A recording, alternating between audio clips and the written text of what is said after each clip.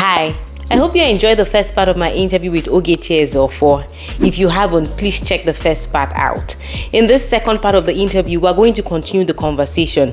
As you know, Ogechi is someone who recently completed her advanced JD degree, in addition to completing a Master's of Law degree a couple of years ago. So I think this is something that you need to pay attention to. A lot of you come to the US and you're asking yourself, should I take a JD or should I pursue an LLM? This is someone who has done the two and is going to weigh the two for you so that you make an informed decision. So please enjoy the rest of my interview. Before we go ahead with the rest of today's episode, I want to say a big thank you to Thimis Bar Review for sponsoring today's episode. One of the things I enjoyed with using Thimis Bar Review to pass the New York bar was that I had ample opportunity to practice before the exam. And if you know anything about passing any bar exam in the US, you know that practice is important. And with Thimis Bar, you don't just get practice, you get tons of questions to practice and learn from your mistakes. And so that is why today I want to continue to recommend Thimis Bar Review for you as your partner in succeeding in the bar exam. Let's jump back to the rest of the episode. I guess my next question would then be, did the transition to a JD impact your work authorization? As an LLM student, you typically have 1 year OPT. Does the JD help your work authorization in any way? At least for LLM students who are thinking of doing the same thing, does it help? Does it worsen your matter? How does it work? You cannot walk. Just say bye-bye to that one because you can't walk. Immediately you decide that you want to undertake the JD program, you have to inform the International Student and Scholar Service, ISS, so that they terminate your OPT. You can't work, you can't do OPT and at the same time go to do your JD. Yeah. So when I decided I wanted to do that, when it was close to my resumption, I had to inform them. So because they also have to transfer your service, you'll transfer your service to your new school, and that changes they extend your F1 visa status as well. You get. So I had to stop, and I needed to transfer my service, and because of that, my OPT automatically just got terminated, even when I wasn't done with it. However, you have an opportunity to do what they call the CPT. Yeah. So that's for, I know at the time, the information I have was that if you've stayed for 1 year, you can apply for a CPT. So what people do is, maybe after an internship, when they want to go for an internship, you apply for CPT. And that CPT still allows you to work even when you're done with your internship. You can still work in school and you can work and still do your JD program at the same time after the internship. Yeah. But after the JD, are you able to, so let's say you finished your LLM, right? You knew you were going straight to a JD. You terminated that JD. You knew you were going to do your JD. You terminated that OPT period because obviously you can't do OPT while doing your JD. After your JD, do you get that OPT that you terminated in addition to any other OPTs that you get for your JD? No, you don't get that OPT back. Oh, it's gone. It's gone. But I know you have an opportunity to do a 1 year OPT again. After your and JD. That's because a JD is seen as being higher than an LLM. So if you're doing a program that is higher than the advanced program you've done earlier on, you're entitled to another OPT. Okay, that's fantastic. So what most people do is, once they are done with the JD and they get retained, they use their OPT for the time being while the firm is filing for their work visa. Okay, that makes sense. So what if this person actually, what you're saying is, and you're not an immigration attorney, everybody, please do, nobody here is an immigration attorney, please go and do your research, right? But based on my analysis and understanding of how things go, if you did your LLM, you finished your and you even exhausted your OPT, it means even if you do your JD, it depends on the school, but you're still likely to still get another OPT after your JD because the JD is higher than the LLM, is what you're saying. Yeah, so what I advise people to do most time is always reach out to ISS. Good. They are always there to help you. And what I do whenever I'm confused, I just reach out to them and they just give you clarification. But the information right now that I'm aware of is that you can do another OPT, and that doesn't affect anything. And that doesn't even matter if you've done a full 1 year OPT before with your LLM. you Okay. can still do another OPT because the JD is considered as a higher program. Okay. But you should also ask the ISS because some of this information changes as well. So Yeah, you can't it's say, very important. Always do your research. Always do yeah, your research. yeah. Okay, so let's go to the big question, which Oh, is, job opportunities. mm, A lot of people that I know, I interviewed somebody on the channel, I think Destiny, who was like, he one of his advice is that JD, his belief, and a part of me also believes that too, is that JD opens the market to you. Like you have more job opportunities as opposed to an LLM. mhm. You think that's the case? Was that your experience? How does JD help you in terms of accessing the legal market in the US? The JD opens tremendous doors for you. Wow, that's great. Yeah, the JD opens, in fact, even while as a student, you have an opportunity. Even when I got my admission, immediately I got my admission, I started getting emails for applications to apply to, like, for internships and all of those things because the school already considers me as a 12 student. So the only thing is you have to work really hard because there'll be lots of job fairs for you to attend. There'll be lots of applications, writing samples and all of those things. But you would have lots of opportunities to show yourself and tell these firms that you have the qualifications and the experience and even the personality that they want as well. You get, but I would just break it down this way. First off, as a student, you have the opportunity to do the on-campus interview, where firms come to your OCI. school, the OCI here. They come to your school and you get interviewed. That's for those who applied and who they want to consider. You also have an opportunity to apply to job fairs. They have like several job fairs. You may need to travel. There are those that also permit you to do online interviews as well. So if you're fortunate, you don't need to travel to do those ones. You also have an opportunity to do a direct application to the firms because some of these firms they are currently competing. So they want to take the best students. So most times they don't wait for OCI, which happens like later on in the year. They take in this student maybe early on in the year, and if you apply to them and they see that you have the great transcript and you have good personality, they would want to consider you even before OCI. So, but also you have an opportunity to apply even when you graduate, even if you don't have a job in school while as a student. That's another great opportunity that the JD does for you. So for those who end up not getting like jobs via the on-campus interviews and other avenues or channels to apply, you also can apply when you graduate. Some people wait maybe in their final year, they apply for 3L jobs, or once you've graduated, you reach out to firms or you reach out to corporations, whichever area is your interest or place of interest, just reach out to them. And most times, if they have openings, the truth is they would consider a JD student over an LLM student. And why I say this is because while I was looking for a job during my LLM, when I was done with my LLM program, most of the jobs I didn't get was because I didn't have a JD.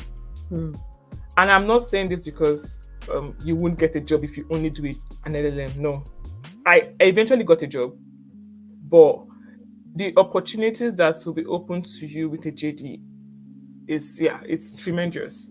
It is not an access to an automatic job, but it gives you an opportunity to show yourself.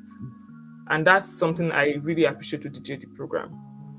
So basically, I think JD opens more doors than LLM, but it's not an automatic access to getting a job because you have to work really hard. You have to submit lots of applications. There are days you would be so down and exhausted. There are days that because you're doing this in school and you're doing that with the workload you have. There are days you question why you actually took the program. Yes, there are days that you feel no one is seeing your applications and you're like, why am I doing this? You get, and for those of us that got jobs with LLM, you're like, I would have just stayed back. Which kind of wahala be this one? Yes. so these are the considerations people would also have to take into, like, just take this into consideration that it's not a ticket to getting a full-time job. It just opens that platform for you, which is it's something I appreciate a lot because you have no limitations whatsoever. You're getting the top shots, like firms, corporations, they're just there at your feet. It give you access to their like give you an opportunity to be interviewed. That's something that the JD does for you. That's amazing. And so that's very different from the LLM in your experience, because My in LLM, experience, yeah. In fact, some of those places I reached out to during my LLM program, they never even said, okay, thank you for your application. there was no need to thank you. There was they didn't even look at it.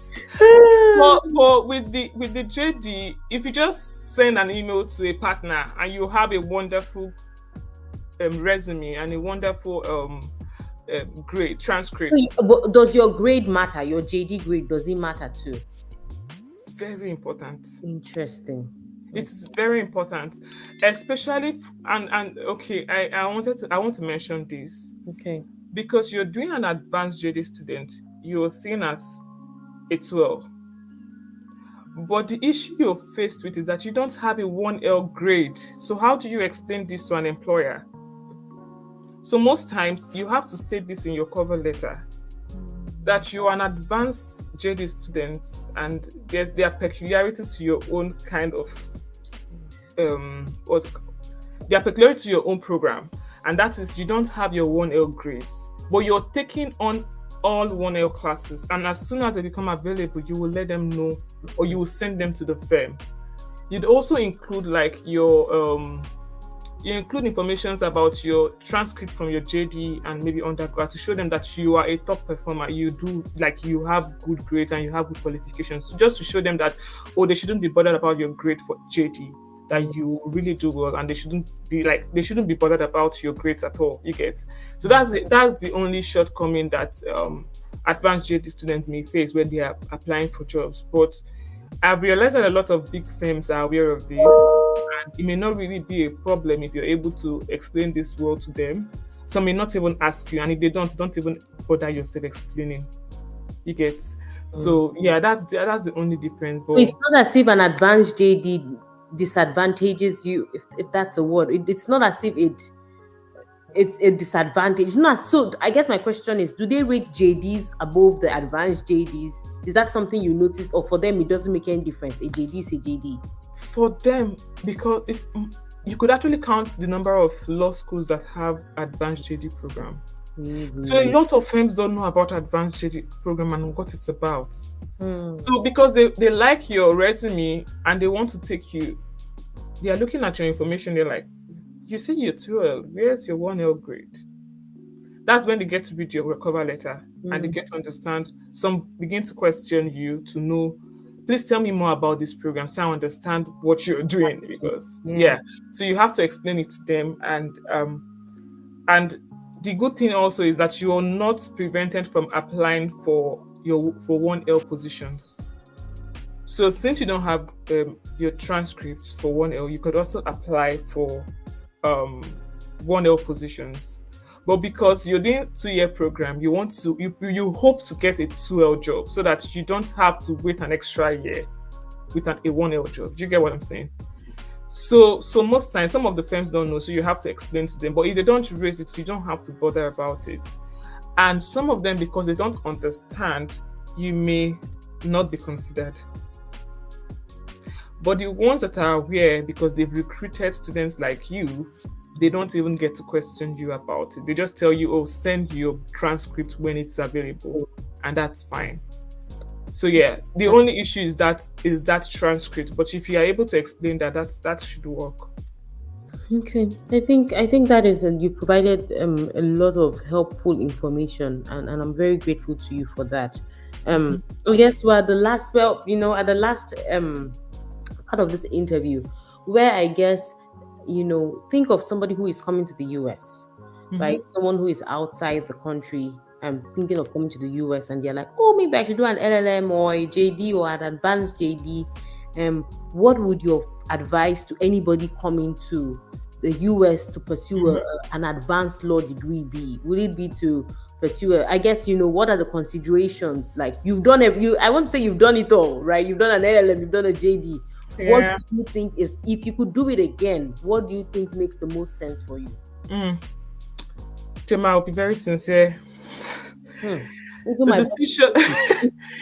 decision to do either a JD or an LLM should be based on an individual aspiration or career objective.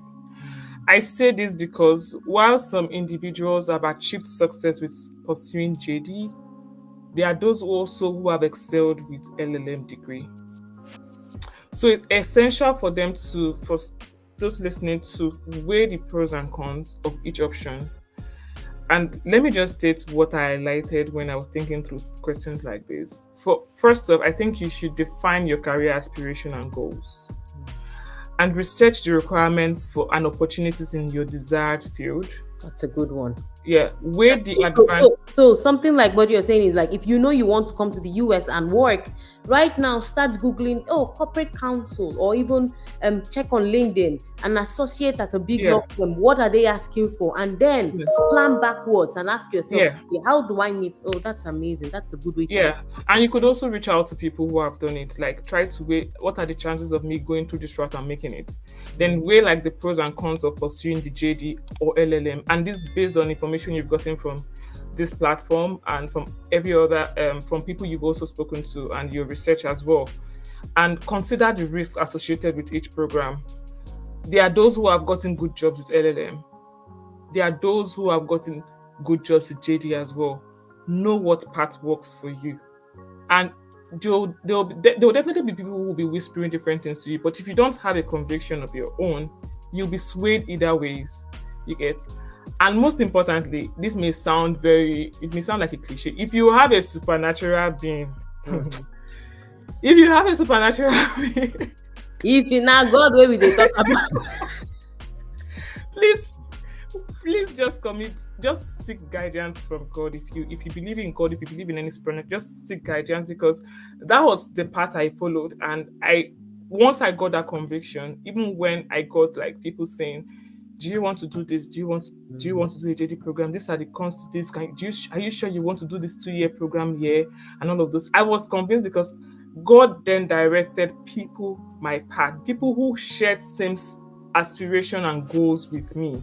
So it was easy for me to navigate my process with this anchor without being moved or shaken, you get. So it was easier for me to go on with the JD program because I was convinced about it. So if anyone wants to do the same thing, you just have to weigh this and be convinced. I have people who were convinced about LLM and they are doing excellently well. They have great careers, but that wasn't the path for me. And we don't have same stories, you get. So you can't do the JD because Oge just said, oh, she did it and she got opportunities. Don't do that because I said that. Do that because you're convinced that that's the path you really want to do. You've done your research. Yes. So ultimately, the decision is actually just is yours to make, really. Because when the pepper starts, you won't name anybody. Okay, so but when you look back, right, would you say an advanced JD was worth it? Was it worth all the struggle? Was it worth all the? You think it was worth it?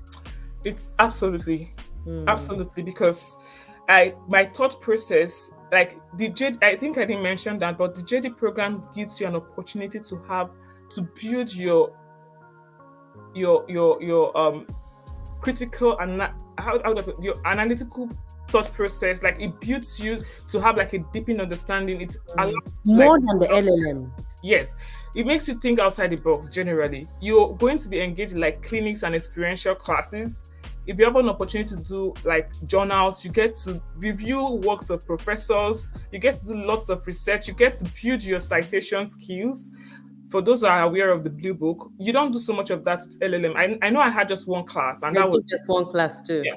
But for the JD, you will do lots of writing classes, and you have to master your citations really well. Otherwise, you lose grades for that, and that's because they want to train you to become a lawyer, and they are also going to train you to prepare for the bar exam. So you're doing courses that you will take during the bars, and if you're very, very intentional, you can select those classes as well, just to be prepared for the bar, and reduces like the workload for you. So I think that why it was so stressful and exhausting, Ijoma, and I'm not even trying to pretend. I'm not trying to underrate LLM in any way, because I know it was also tough at the time when I was doing it, but the JD was very tough. But that's because they are drilling you. They're trying to to bring out that gold out of you that you think you don't have, and you become a better person with the JD program, really. That's amazing. That's amazing. Thank you so much. I feel like you've shared, everything and more that people should take into consideration. So here you have. I think the whole point of this channel was for things like this. I at least when I was coming back then, I didn't even know there was something like an advanced JD. All I knew was LLM. Or even the JD, I didn't even fully understand what a JD was till I came to the US and I was like, oh, that's what you people are doing, right? So I think, this is very helpful. I think it will help people. I just want to make a reminder that it's important to do your research before you come to the US. It's important to ask these questions, it's important to reach out to people. That's why LinkedIn exists. Ask those questions, connect with people, and don't come thinking you would figure it out here. Yes, of course, you can't get all the details, but to the extent that people are already here hustling and figuring it, like trying to figure it out, you have the opportunity to ask those questions and to do that. So thank you so much, Ogechi, for your time. Thank you for sharing this. I really appreciate it, and I hope it's helpful to all the people that use it. I hope so too. All right, everyone, I hope you enjoy this episode, and please, if you haven't seen all the previous episodes and all the previous interviews that we've done in the past, please check them out. Have a wonderful rest of your day, guys. Bye. Hi, don't forget to subscribe to the channel. It's very important. So subscribe, like, comment, ask your questions. That's how YouTube helps other folks like you know about what I'm doing. So please take a second, subscribe. A lot of you just come, enjoy the goodies of the videos and don't subscribe. So please do that. Subscribe. Thank you.